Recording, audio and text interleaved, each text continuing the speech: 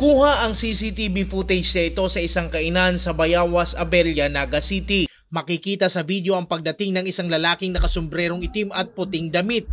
Tila ba umuorder ang lalaki sa isa sa mga staff ng kainan hanggang sa pasimple nitong kinuha ang isang cellphone. Nangyari si pagsalisi mga kansuod mang banggi, mga bago mag-alauna, tauwang ko po. Pag ang nangyari, si tauwang kong Saro, ito ang nag-serve. Si Saro, mayong barya, nagpabarya. Ngunyan, si Saro kong tauwan, sulo-sulo na lang, igdi. Tapos si Ibaya-Rayaon sa likod, may mga ginigiri buman. Dahil man na-reparo si arog kato yung pangyayari. Kaya, pagbalik atong tauwang ko, yun na to, naarisa niya, nawara naman si cellphone niya.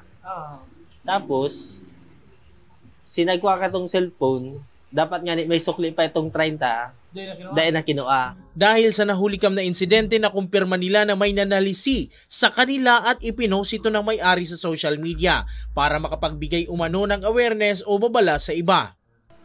Nirevay na sa cellphone. Nasa anong ginibo to, sir? Nag-review kita. Nag-review po kita ng CCTV. Iyon na ito yung pig post ko sa Facebook. Na patunayan na pig salisi si cellphone. Para ma-action ang tulos. Para aram kang iba na may para dahil na mga biktima ang iba. Nireport, pagka nangyari katuyom, nireport sa pulis mga 1:30 na ata, mga alauna, araw kaya, ning maagahon. Tapos, pagkaaga, nireport na laman ulit, take follow up. May nakakilala sa suspect na taga-dayo sa lugar at naninirahan sa isang boarding house malapit sa lugar. Kalaunan, nahuli rin ang suspect at nabawi ang cellphone sa isang cellphone repair shop. Maharap ang suspect sa kasong theft. Jan Amador, CSN.